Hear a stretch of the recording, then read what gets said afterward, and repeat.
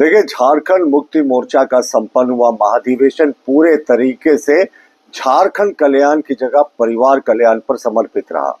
हमें उम्मीद थी कि माननीय मुख्यमंत्री जी इस बार अध्यक्ष पद पर परिवार के बाहर के किसी व्यक्ति को आसीन कराएंगे, लेकिन उन्हें किसी पर विश्वास नहीं रहा और मुख्यमंत्री पद का बड़ा दायित्व होने के बावजूद भी वो खुद से अध्यक्ष पद पर काबिज हो गए। ये जितने कार्यकर्ता आए थे अगल बगल के राज्यों से, झारखंड के कोने कोने से, सबका अपमान था साहब। सबको सिर्फ हाथ उठाने की जिम्मेवारी थी, कोई अपनी बातें नहीं रख पा रहा था।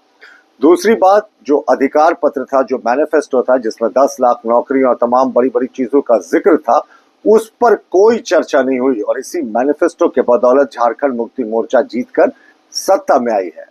उम्मीद कानून, वक्फ विधेयक के नाम से जिसे हम जानते हैं, वक्फ कानून के नाम से जानते हैं, उसके खिलाफ इस महाधिवेशन ने पारित किया। ये तो केंद्र का एक्ट है, ये सिर्फ मुस्लिम वोट बैंक के तुष्टीकरण के कारण इस महाधिवेशन ने इस बात को भी नजरअंदाज किया कि इस उम्मीद कानून के बनने से जो लाखों मुसलमानों के मुकदमे लंबित थे ट्रिब्यूनल में, उनको न्याय मिलेगा।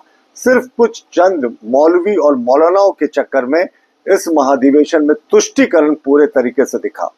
घुसपैठ झारखंड में एक बड़ी समस्या है, लेकिन अफसोस बात है कि आदिवासियों की जो जनसंख्या में लगातार कटौती हो रही है, कम हो रही है उनकी जनसंख्या, और जो मुसलमानों की जनसंख्या बढ़ रही है, इस पर एक चर्चा नहीं हुई।